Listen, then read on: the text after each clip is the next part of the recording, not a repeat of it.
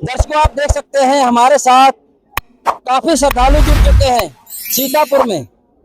आइए जानते हैं क्या ये जो आज वर्तमान समय में अगर बात करें तो हमारे सनातन को ऊपर ले जाने वाले धीरेन्द्र शास्त्री जी हैं और भी काफी बड़े संत हैं। जो देखा होगा अपने दिल्ली केंद्र में एक आयोजन हुआ था जिसमें काफी करोड़ों का चंदा इकट्ठा किया गया, इसलिए कि किसानों की फसल के लिए यानी मदद के लिए। क्या आप कहना चाहेंगे? कौन बोलना चाहेगा? जो पैसा इकट्ठे करते हैं और हमारा संत किसी पे पैसा नहीं लेते। हमारे गुरुजी हैं संत रामपाल जी, कहीं पैसा नहीं लेते, पैसा नहीं लेते हैं और सबकी मदद करते हैं। और जो बहुत संत है की मदद की आपके संत ने? संत में जो पंजाब में हरियाणा में मदद की है। हाँ, वो सैलाब आया, उनने कई जगह पाइप दे 20,000 फुट 40,000 फुट, फिर पाइप फिर दे 20,000 फुट के 20,000 पावर के इंजन दे। अब वो कहे कि इंजन मेरे पास नहीं भेजना, अपने पास रखना, फिर कहूँगा आपत्ति आ जाए, फिर अपने आप पास रखना। हाँ, इतने पाइप दे 300 गाँव में कई जगह की उन्होंने कई जगह मदद करी। पाइप दे सैलाब, जहाँ सैलाब आओ तहाँ उन्होंने मदद करी। और जो संत है पैसा लेते, हमारे गुरु जी पैसा नहीं लेते हैं। और हमारे गुरु जी ने धीरेन्द्र शास्त्री ने कही कि कोई अन्नपूर्णा मुहिम चला दे, हम अपने पास एक पैसा नहीं रखेंगे जी। और हमारे गुरु जी ने अन्नपूर्णा मुहिम चला दी, उन्होंने कितना पैसा दिया है? क्या आपके गुरुजी ने अन्नपूर्णा मुहिम चलाई है? चलाई है, अन्नपूर्णा मुहिम चलाई है। हाँ, और जिनके मकान भी बनाए, जिसके मकान नहीं थे उनके मकान भी बनवाए थे। और जो उनके माता पिता नहीं थे, गुजर गए, छोटे छोटे बच्चे थे, उनको मकान बनाया, उनको पढ़ाया, ड्रेस, कलम, इलाज का पैसा।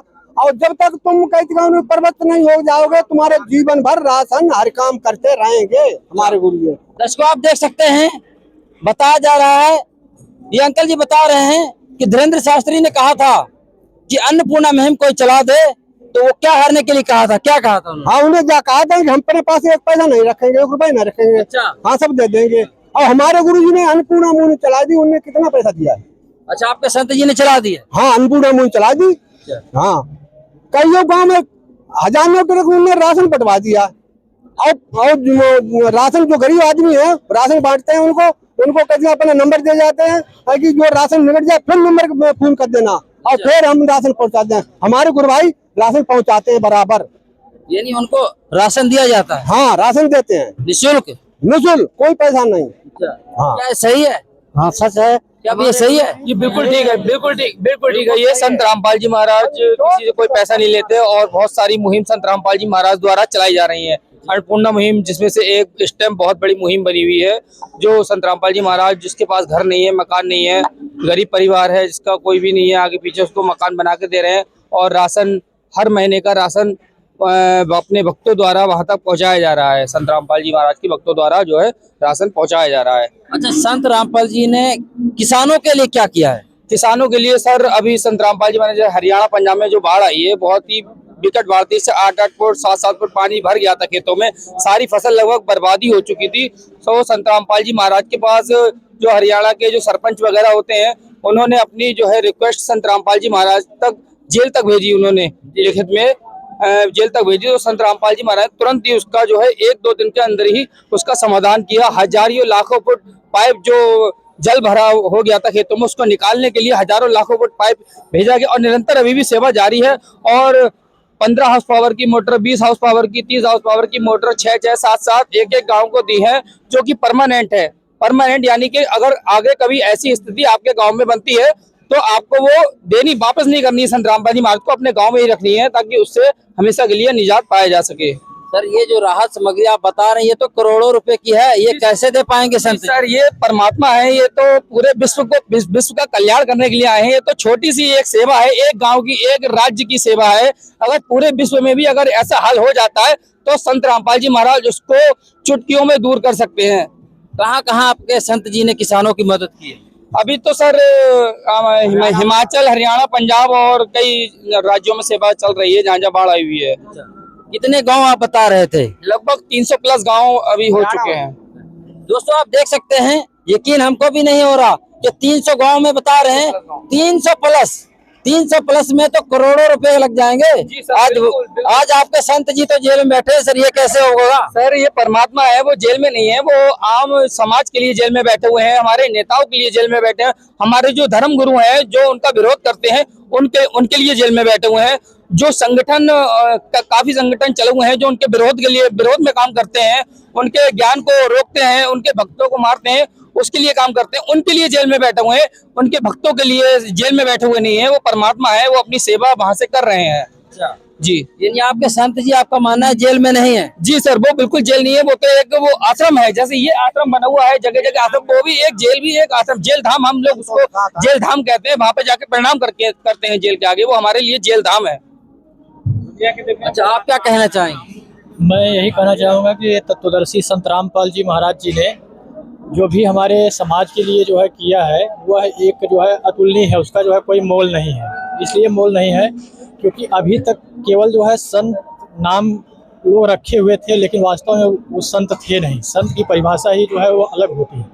संत के बारे में जो है परमात्मा की एक वाणी है कि जो है गोरख से ज्ञानी घने सुखदेव जति जहान, सीता सी बहुभार्या संत दूर स्थान। संत जो होते हैं वो बहुत ही निर्मल होते हैं, वो जो है लोगों के दुखों को दूर करने के लिए ही इस धरती पर आते हैं। और वो आज संत रामपाल जी महाराज जी ने अन्नपूर्णा मुहिम के द्वारा जो है ये करके लोगों को दिखा रहे हैं।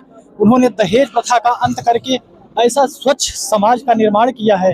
निःशुल्क शिक्षा, चिकित्सा, रोटी, कपड़ा और मकान, ये कोई एक संत ही कर सकता है। वास्तव में तत्वदर्शी संत रामपाल जी जैसा जो है संत इस धरती पर न हुआ है न कोई होगा। तो सर, संत तो देवकी नंदन भी है, अनिरुद्धाचार्य है, इन्होंने देखिए मिनटों में करोड़ों रुपए इकट्ठा कर दिया गरीबों के लिए, मतलब बताया जा रहा है किसानों की मदद के लिए।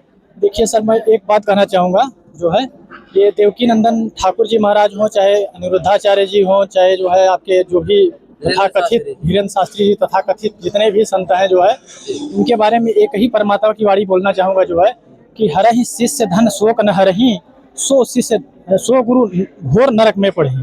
ये जो है लोगों से करोड़ों लाखों का चंदा तो अपने शिष्यों से ले रहे हैं, लेकिन ये कुछ जो है जब बाढ़ में जो है हमारे हरियाणा प्रांत के जो है पंजाब प्रांत के भाई जो है जब फंसे हुए थे, तो ये कहाँ पर रहे? जो है इनको आ करके सामने लोगों की मदद करनी चाहिए। तब तो ये जो है बस केवल धन को इकट्ठा करके भी पीढ़ियों को जो है पुश्तों को के लिए जो है धन इकट्ठा कर रहे हैं, समाज की सेवा कहाँ कर रहे हैं? इनको तो अपने नाम के आगे से संत हटा देना चाहिए। संत शब्द ही जो है दुर्लभ है, मैंने बताया जो है।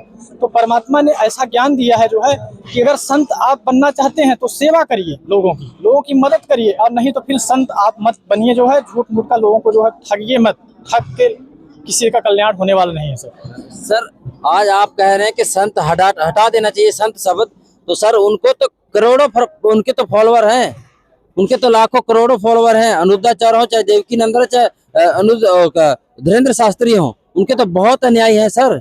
सर, परमात्मा की एक वाणी है कि जाका गुरु है अंधड़ा, चेला खरा निरंत, अंधे अंधे ठेलिया दोनों को पढ़न। तो जो धीरेन्द्र शास्त्री या अनिरुद्धाचार्य, देवकीनंदन ठाकुर जी महाराज, जितने भी संत हैं जो है, अगर इनके जो है पीछे जो अनुयायी लगे हुए हैं, उनको कम से कम जो है तत्वदर्शी संत रामपाल जी महाराज जी के जो है सत्संग सुनने चाहिए। जो है उनको इनकी किताबों को जो है देखना चाहिए कि इसमें क्या लिखा हुआ है।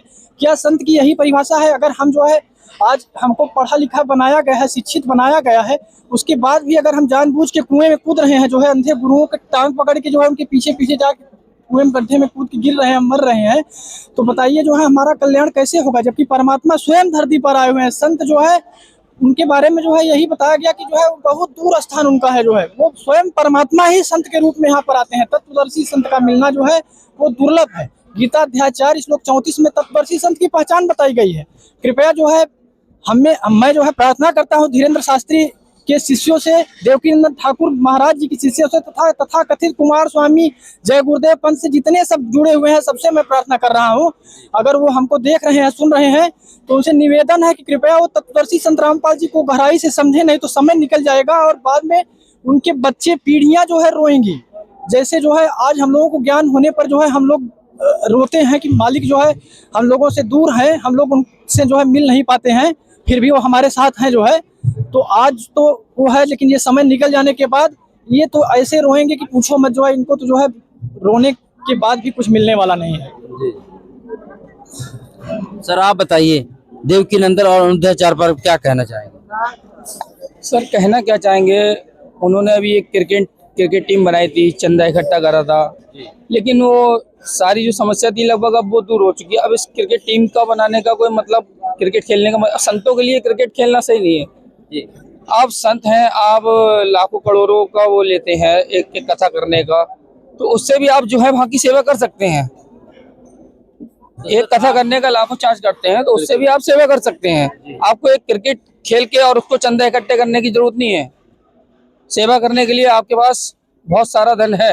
यानी आपका मानना है वो लाखों करोड़ों मतलब कथा करने का भी लेते हैं, कथा करने का चार्ज लेते हैं। क्या आप सही कह रहे हैं ये? जी, ये तो खुद ही वो अपने इंटरव्यू में भी कह चुके हैं कई बार। क्या बताया, बताइए हमारे दर्शकों को। जो बहुत सारे संतों का मैंने इंटरव्यू भी सुना है, जिसमें वो बताते हैं कि हमारा तो ये लेना पड़ेगा, काफी खर्चा भी होता है, खर्चा तो होगा, सेटअप तैयार करना पड़ता है उसके लिए, लेकिन फिर भी जो है वो। तो आपके संत कथा करने का नहीं लेते क्या? नहीं, यहाँ पे इतनी भीड़ आई हुई, कुछ तो लिया जाता होगा। किसी से कोई रुपया चार्ज नहीं लिया जाता है। अच्छा, ऐसा क्यों? ऐसा वो परमात्मा है, वो किसी को सर, जब उनका खर्चा होता है तो इनका भी खर्चा होता होगा। खर्चा हो रहा है, बिल्कुल हो रहा है सर, लेकिन ये पता नहीं परमात्मा कहाँ से इतना सेवा के लिए आ रहा है। सबको परमात्मा है। मतलब आपका मानना सब निःशुल्क किया जाता है? जी, क्या सही बात? सही बात।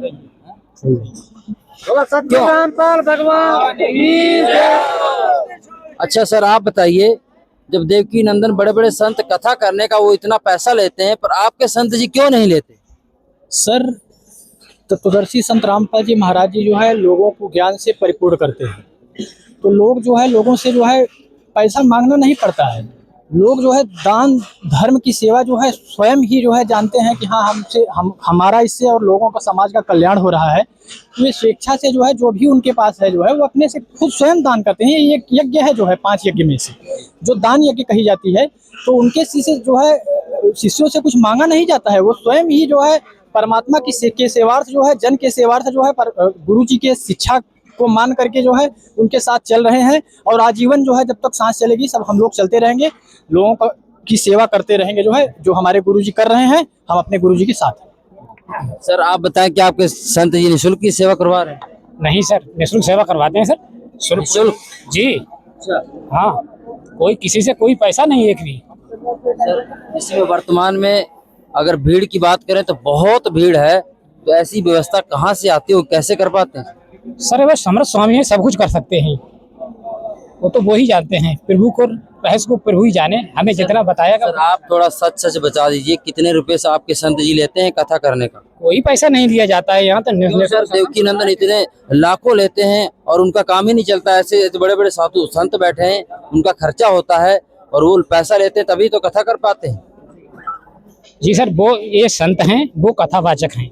दूसरी बात है वो ब्राह्मण पंथ के हिसाब से चलते हैं, जो पुराने सिस्टम में उनका चलता आया लेना देना, वैसे व्यवस्था से वो चल रहे हैं। लेकिन ये संत हमारे कबीरपंथी हैं, इनकी जो भी सेवा है पूरी निःशुल्क है। यहाँ किसी से कोई भी चार्ज नहीं लिया जाता है। ऐसा दिन नहीं जिस दिन लाखों आदमी भोजन पाते नहीं है। और मुझे तो जुड़े लगभग 3 साल हो गए इसमें। अच्छा सर, एक संत जेल में बैठकर ये कार्य सर कैसे चल पाते हैं? आज हमारे दर्शकों को यकीन नहीं हो रहा होगा, क्योंकि हमको ही यकीन नहीं हो पा रहा। सर ये जगत वालों की नजर में संत जेल में हैं। तो सरकारी सिस्टम है। आज के जमाने में आप देख रहे हो जगह जगह पर पैसे की मारामारी है जी। राजनीतिक प्रकरण है, पता नहीं कितने संत लपेटे में फंसे हुए जेल काट रहे हैं, असंत लोग मौज करते हैं। रही बात हम धीरेन्द्र कृष्ण शास्त्री बागेश्वर धाम वाले, वो तो मैंने उनके वीडियो देखे, दहेज प्रथा पे बुलेट देते हैं, कहीं 4 पहिया गाड़ी दिलवाते हैं। तो सर वो तो सही कर रहे हैं। सही कैसे करें? दहेज नामक तो ये तो राक्षस है, समाज की लड़कियों को परिवारों को गरीबी में ढकेल रहा है, खा रहा है। देखो आप रोज अखबारों में खबर आती है कि दहेज के लालचियों ने महिला को फलानी महिला को फांसी लगा दी, या उसने रोज ताना बाने के चक्कर में फांसी लगा के मर गई, गोली खाई ली, परिवार बर्बाद हो रहे। तो आपका मानना है कि दहेज नहीं देना चाहिए क्या? सर मेरे हिसाब से दहेज नहीं देना चाहिए। सर आज पूरा समाज दहेज ले रहा, गाड़ी ले रहा, बड़ी बड़ी गाड़ियां देते, अपनी लड़कियों को देते हैं। सर आप बता रहे लेना नहीं चाहिए। सर दहेज जो कुछ ना, ये धंधा है, अपना पैसा लेना, ठगना। लड़का बेच रहे, सही पूछो तो क्या जरूरी है लड़की शादी करने जाने की? लड़का चैन और अंगूठी और मोटरसाइकिल मांगते, क्या जरूरी है? जो आदमी अपने 20 साल लड़की पालते दिल को टुकड़ा होते। हमारी लड़की खत्म हो गई है 17-18 साल, मेरी आत्मा रो रही है। वो लड़की अगर जो बिहान जाते उससे पूछो क्या बताऊं मैं साहब, कुछ कहना मिलते। मैंने 2-2.5 लाख रुपया इलाज में लगाओ लड़की की, वो मर गई। क्या हो गया था आपके? उसके सर चेचक बिगड़ गई थी, कोई लाभ नहीं हुआ। तब तक मेरा भी एक्सीडेंट हो गया था, लेकिन लड़की घर पे पड़ी थी, किसी ने साथ नहीं दिया, मर गई बेचारी। क्या करें, मेरा दिल रो रहा हूँ। यानी आपका मानना है कि दहेज नहीं देना चाहिए?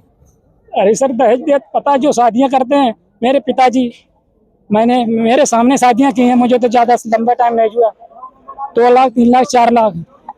परमात्मा की दुआ दृष्टि है, हमारे पिताजी समर्थ थे, वो खर्च कर लेते हैं। आज के जमाने में 30 लाख 35 लाख 1-1 करोड़ में शादियां हो रही हैं।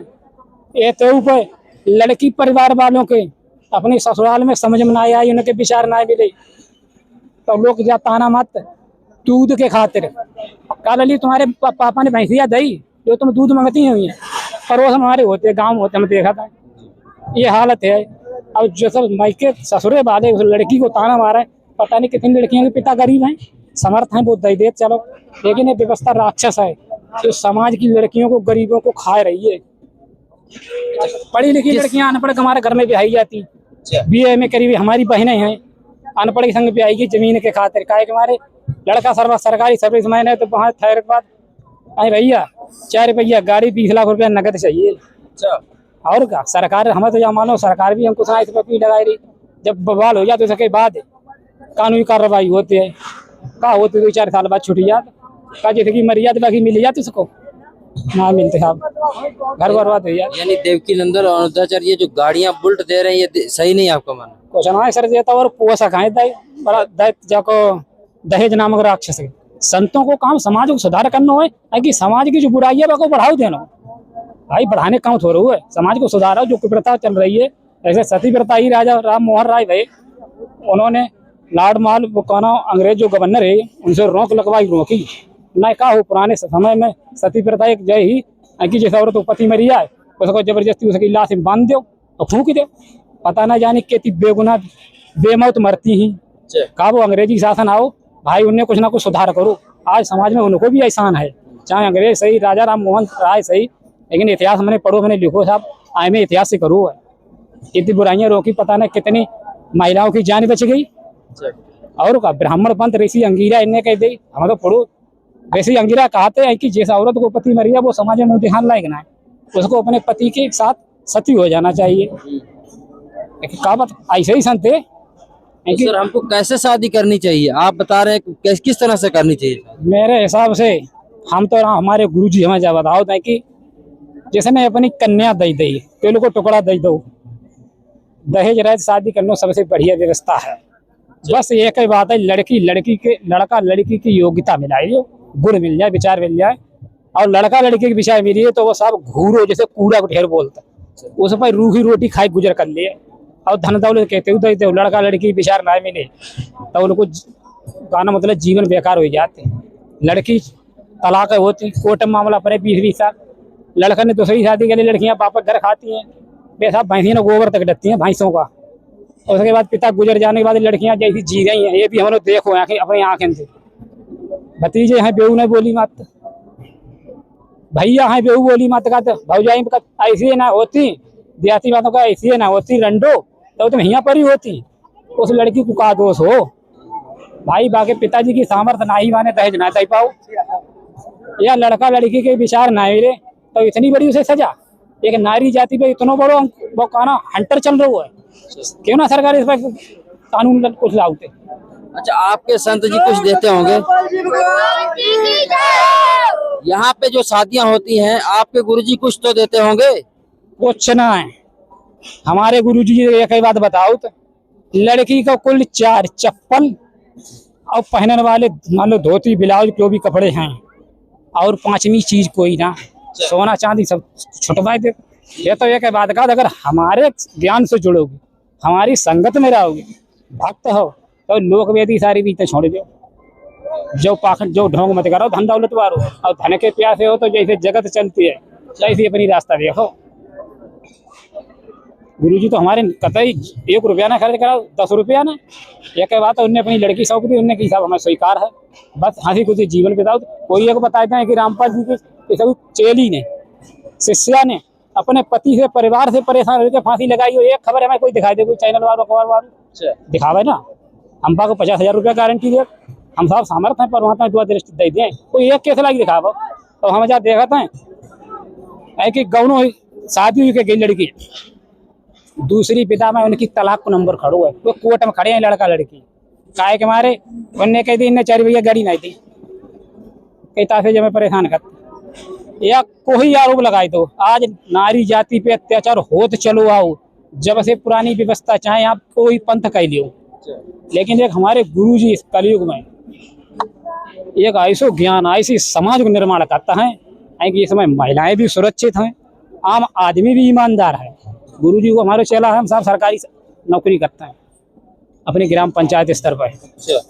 गुरुजी की एक बात कहना कि भ्रष्टाचार किसी को दो और खुद तो मत कराओ, क्योंकि समाज भ्रष्ट है। एक कबीरा आप ठगे तो एक कबीरा आप ठगाइए और ठगे ना कोई, आप ठगाए सुख होते हैं और ठगे दुख हो। ऐसे ऐसे विभाग में जाते जाना पड़ते हैं जहाँ साहब। अच्छा, यहाँ पे कोई शादी होगी क्या अभी? हाँ होंगी शादियाँ, कम से कम 10-20 शादियाँ। हाँ ये तो पहला समाज दहेज मुक्त विवाह होंगे। दहेज मुक्त हम शामिल जाते थे, मैंने आंखों देखे सब कुछ देखे। यहाँ पे भी शादियाँ होंगी, दहेज नहीं लिया जाएगा कुछ ना है साहब, वही केवल वस्त्र पहनने के लिए 2-4 लड़की वाला लेके आए या लड़का वाला, क्योंकि अब शादी हो जाने के बाद में कायदा में जैसे कि संग ब्याह गया तो उसको इंसान वो हो जाते, कायदा में उसको भी फर्ज बनते उसे पहनाव उड़ाने को, और किसी को ना। क्या सर सही में दहेज मुक्त विवाह होंगे यहाँ पे? जी, संत रामपाल जी महाराज जी के जितने भी आश्रम है हमारे गुरु जी के, हर जगह जो है दहेज मुक्त विवाह ही होता है। दहेज एक कुप्रथा है जो है, जो कि बहुत बड़ी बुराई हमारे समाज में, और उसका अंत जो है हमारे गुरु जी कहते हैं कि किसी भी बुराई का अंत जो है करने से होता है, केवल कहने से नहीं होता है। इसीलिए जो है परमात्मा कबीर साहब जब आए थे तो उन्होंने जो है अपनी वाणी में कहा था कि पोथी पढ़ पढ़ जग मुआ, पंडित भया न कोय, भाई अक्षर प्रेम का पढ़े सो पंडित होय। प्रेम कैसे जागता है? प्रेम जो है इसी भाईचारे से जागेगा जब हम बुराइयों को छोड़ करके लोगों की मदद करना शुरू करेंगे। तो जो है अब जैसे आपने अभी बताया जो है कि धीरेन्द्र शास्त्री बुलेट देते हैं, जो है ये देते हैं वो देते हैं, तो ये सब जो है केवल वही पोथी पढ़ करके ढपली पीटने वाले हैं, ये कुछ करने वाले नहीं। क्योंकि तुलसीदास जी ने जिस रामचरितमानस को ये पढ़ करके और बताते हैं वहीं से सत्संग उठाते हैं, रामचरितमानस से ही उठाते हैं ज़्यादा से ज़्यादा ये लोग जो है, क्योंकि ये लोग उतना ही पढ़े हैं, उसके आगे का इनको कोई ज्ञानवान है नहीं, जो है गीता तो एकदम जानते ही नहीं है। तो अगर ये जो है वहाँ से भी पढ़े हैं तो वहाँ पर लिखा हुआ है, तुलसीदास जी ने लिखा है कि पर उपदेश कुशल बहु तेरे और जे आचरण के नर न घने। ये बस केवल इसी को समझ लें कायदे से कि अगर ये बुलेट दे रहे हैं, कार दे रहे हैं, तो ये क्या कर रहे हैं? ये जो है जो हमारे भाई ने बताया जो है कि दहेज प्रथा को ये बढ़ावा दे रहे हैं, सीधे सीधे जो है दहेज रूपी राक्षस को ये पोस रहे हैं, ये बढ़ा रहे हैं और मजबूत कर रहे हैं उसे। क्यों? क्योंकि इसका अंत जो है तभी होगा जब ये बुलेट न दे करके संत रामपाल जी महाराज जी के ज्ञान को फॉलो करें। मैं इनसे निवेदन करता हूँ धीरेन्द्र शास्त्री जी महाराज जी से, या जो भी दहेज रूपी राक्षस को जो है पोषक दे रहे हैं संत, जो है 2-4 दिखावा करने के लिए जो है अपने शिष्यों का कहीं से करवा दिए सामूहिक विवाह, उसमें किसी को बुलेट दे दिए, किसी को कुछ पैसा दे दिए। उनसे निवेदन है कि ये जो है तुलसीदास जी महाराज जी की चौपाई को देखें कि पर उपदेश कुशल बहु तेरे और जे आचरण ते नर न घने। हमको निबंध लिखने के लिए आ जाता है जब जो हम पढ़ते रहते हैं कि हाँ दहेज प्रथा पर निबंध लिखिए, तब तो हम बहुत अच्छी अच्छी कलम चलाते हैं, लिखते हैं, IAS बन जाते हैं, टॉप कर जाते हैं। लेकिन जब उसका अंत करने की बारी आ रही है तो हम बुलेट क्यों दे रहे हैं? हम तत्वदर्शी संत रामपाल जी महाराज जी को ज्ञान को समझ करके हम क्यों नहीं 2 जोड़ी कपड़ों में जो है अपनी लड़की को विदा करते हैं?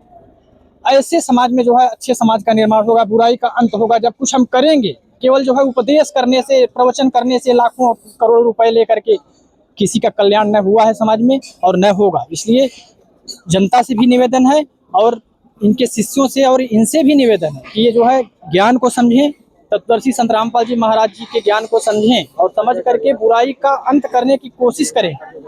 नहीं कर सकते हैं, इनके पास नहीं क्षमता है, तो ये अपने अनुयायियों को लेकर के संत जी के साथ जो है हो जाएं और जो है पाप के भागी न बने, क्योंकि ये बुराई को बढ़ाना भी एक बहुत बड़ा पाप होता है जो, और ये इकट्ठा हो रहा है जो कि जो है आने वाले समाज को बर्बाद कर दे रहा है। और लास्ट में जो है वही है कि जो शिष्य जो है शिष्यों के धन को तो हरण कर लेते हैं, लेकिन जो है उनको सही मार्गदर्शन नहीं करते हैं, लेकर डूब जाते हैं। तो लास्ट में जो है ऐसे गुरुओं के लिए कहा गया है कि जो है ऐसे गुरु अजगर बनते हैं और जो शिष्य होते हैं वो चींटी बनते हैं, और बन करके जो है बाद में जो है इनको जो है खाते हैं।